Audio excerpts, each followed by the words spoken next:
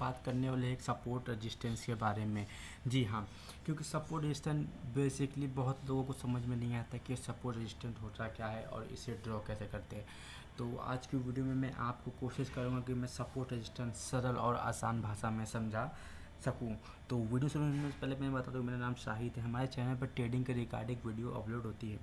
जिसको भी ट्रेडिंग में इंटरेस्ट है तो हमारे चैनल को, अगर वीडियो आपको अच्छी लगती है तो हमारे चैनल को सब्सक्राइब करिए। तो सबसे पहले मैं आपको डायरेक्ट चार्ट पर नहीं बताऊंगा, क्योंकि बहुत लोग हैं जो आपको डायरेक्ट चार्ट पर समझाते हैं, जिससे आपके माइंड से सपोर्ट रेजिस्टेंस, जैसे मैंने फॉर एग्जांपल मैं बता देता हूँ। सिर्फ हॉरिजॉन्टल लाइन है, मैंने ये ड्रॉ कर दिया, ये सपोर्ट मैंने हॉरिजॉन्टल लाइन लिया तो बताइए, तो आपको ये बेसिकली दिमाग में नहीं घुसा होगा कि मैंने क्या बताया है, राइट। तो मैं आपको पहले सिंपल अपने लैंग्वेज में बताने की कोशिश करता हूँ। तो चलिए सबसे पहले चलते हैं अपने नॉर्मली वाइट बोर्ड पे। तो ये मैंने आपको सपोर्ट रेजिस्टेंस मैंने इधर लिखा है। तो अभी आप इसको दिमाग में मत रखिए कि सपोर्ट रेजिस्टेंस क्या है। बात करते हैं कि अगर मान लीजिए हमको, जैसे अगर मैं आपसे एग्जांपल पूछता हूँ, अगर आपको 2 करोड़ का घर है, सॉरी जानता नहीं लेते, 1 लाख का घर है और आपको 50,000 में मिल रहा है, तो क्या आप वो घर लेंगे? बेसिकली आप कहेंगे जी हाँ यार लेंगे, 1 लाख का घर है तो 1 लाख का घर है तो आप 50,000 में क्यों नहीं लेंगे? बहुत अच्छी डील है, आप बिल्कुल लेंगे। तो आपने कहा ठीक है चलो, मुझे 1 लाख का घर है तो मुझे 50,000 में दे दो। तो लोएस्ट उसकी प्राइस लगी 50,000, राइट। तो फिर उसके बाद जैसे 50,000 में वो घर लिया गया, तो जिसने बेचा वो, आप 1 मिनट, जिसने भेजा वो सेलर था, राइट। वो सेलर, और आपने उससे घर ख़रीदा है तो वो हो जाएगा बायर्स। यहाँ पे मैं बायर डाल देता हूँ, बायर, राइट। बस अभी आप सपोजिशन ध्यान मत दीजिए, मैं बस जो बताने की कोशिश कर रहा हूँ उसको ध्यान दीजिए। अब इसके बाद सबसे पहला सवाल है कि वो जो घर था वो 50,000 तक बिका, लेकिन वो जो शहर था वो कुछ शहर डेवलप नहीं था, राइट। वो शहर डेवलप नहीं था, तो आप भी वहाँ पे ज़्यादा देर तक रुके नहीं। तो आपने क्या किया, जल्दबाजी में, 1 मिनट, आपने जल्दबाजी में वहाँ का जो रेट था 25,000 में घर उसने आपने भी बेच दिया, राइट। 25,000 में 25,000 में आपने भी बेच दिया, क्योंकि आपने भी, आपसे किसी और ने ले लिया। अब हम इसको समझते हैं कि वो बहुत ही गाँव था। तो मैं आपको एक लाइन ड्रॉ कर देता हूँ ताकि आपको समझ में आए। ये सेलर ने आपको घर बेचा 50,000 का, राइट। फिर आपने कुछ देर तक होल्ड करे, क्योंकि वो देश विकसित नहीं था, वो गांव विकसित नहीं था, आपने उसे 25,000 में बेच दिया। अब इसके बाद का सिनेरियो मैं आपको समझाता हूँ। इसके बाद धीरे धीरे वो शहर डेवलप होने लगा, तो वहाँ के लोगों ने 50,000 में 50,000 में उसे वहाँ से बेच दिया।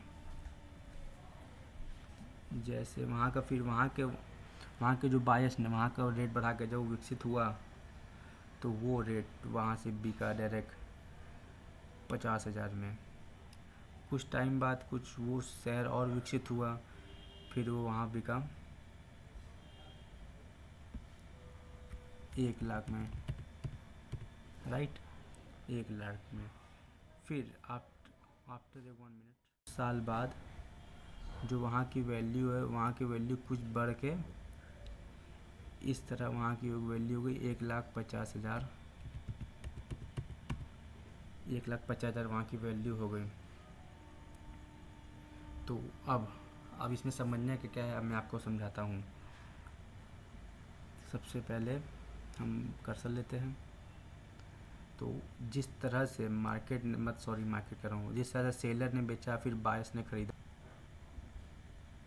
सेलर्स ने बेचा बायर्स ने ख़रीदा। अब आपको समझने वाली बात है कि जहाँ से प्राइस भागी है वो प्राइस किसने भगाया है, राइट। तो वो प्राइस भगाया है बायर्स ने। तो सिंपल भाषा में हम समझ सकते हैं कि बायर्स जो है यहाँ पे एक तरह रेजिस्टेंस का वर्क कर रहे हैं, ये एक तरह रेजिस्टेंस का वर्क कर रहे हैं। और जहाँ जहाँ से प्राइस होल्ड करके ये सपोर्ट का वर्क करे और जहाँ से प्राइस नीचे गिरने नहीं दिया। अभी पहले ड्रॉ कर देता हूँ ये, तो सेलर बायर्स ने इसके नीचे से प्राइस गिरने नहीं दिया, तो एक तरह से बायर्स यहाँ पे सपोर्ट की तरह खड़ा कि मैं इस प्लॉट को 25,000 के नीचे नहीं बेचूंगा चाहे कुछ भी हो जाए। लेकिन जैसे ही वहाँ से डेवलप होता है तो उस सेलर ने, क्योंकि उस सेलर को प्रॉफिट बनना था, उसने 50,000 में बेचा, फिर वहाँ पे और डेवलप हुआ, उसने 1 लाख में बेचा। ऐसे ही करते करते वो लोग बेचते रह गए। तो ये जो एक सपोर्ट है, जो मतलब कि जो पुराना सपोर्ट था, 1 मिनट, रेट था ये 50,000 में बेचा, तो वो शायद डेवलप हुआ, उसने 1 लाख में बेच दिया, तो ये उसको तोड़ दिया, जो रेजिस्टेंस है इसको तोड़ दिया। तो अब सिंपल भाषा में आप समझ गए होंगे कि सपोर्ट्स जहाँ पे बायर्स बैठे हैं, जो प्राइस को नीचे गिरने नहीं देते हैं, और रेजिस्टेंस जहाँ पे सेलर होते हैं, प्राइस को बढ़ने नहीं, वो सिर्फ बेचते हैं, मतलब कि प्राइस को गिराने के चक्कर में रहते हैं, तो उन्हें हम सेलर कह सकते हैं। तो सिंपली आपको ये भाषा समझ में आ गई होगी, मैंने जैसे कोशिश किया। तो अब मैं हम चलते हैं चार्ट पे, और मैं आपको चार्ट पे बताने की कोशिश करता हूँ, राइट। सबसे पहले आप चार्ट देखिए, आपको मैं 5-15 मिनट का चार्ट ओपन करता हूँ। अब आपको चार्ट देख के बताना है कि, मान के चलिए आपको चार्ट देख के बताना है कि कहाँ पे प्राइस भागा है, राइट। जैसे मैं एक हॉरिजॉन्टल लाइन, क्योंकि एक जोन है, तो पहले मैं रेक्टेंगल टूल ले लेता हूँ, ये रेक्टेंगल टूल है। तो जैसे सिंपली देख के आप कहिए कि प्राइस कहाँ से भागा है, तो आप कहेंगे कि बेसिकली प्राइस यहाँ से भागा है, राइट। मैं कहूँगा ठीक है, यहाँ से प्राइस भागा है। फिर 1 मिनट,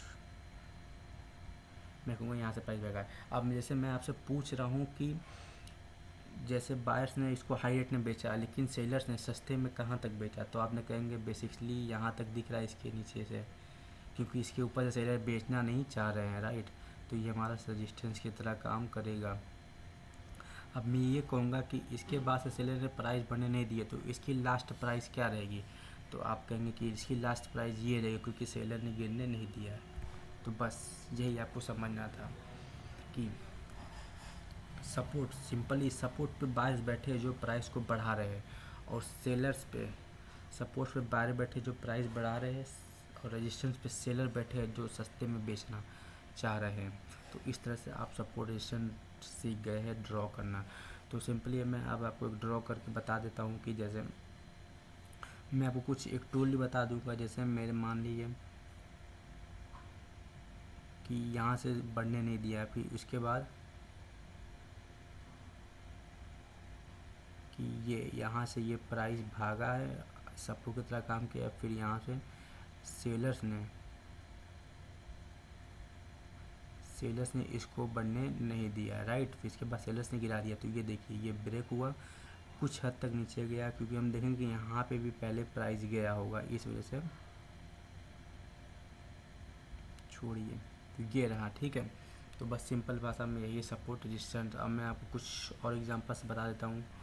जैसे ये मान लीजिए यहाँ से सेलर्स ने प्राइस बढ़ाया, राइट, और फिर बायर्स ने, फिर सेलर्स ने यहाँ पे हाईएस्ट तक बेचा। आप देख सकते होंगे कि जो प्राइस है, आप देख सकते हैं कि सेलर्स ने इसको, बायर्स ने प्राइस बढ़ाया, लेकिन सेलर्स ने बेचे।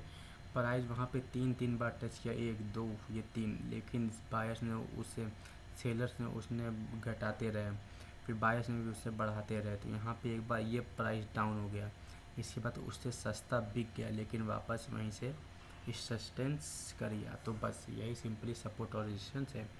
तो अगर आपको ये वीडियो समझ में आया हो तो वीडियो को लाइक करिए, और आपको मैं टूल बता देता हूँ, ये पिवट हाईएस्ट एंड लो, ये देखिए मैंने मार्क किया था, वहाँ से ये टॉप हाईएस्ट लो डे का दिखाता है।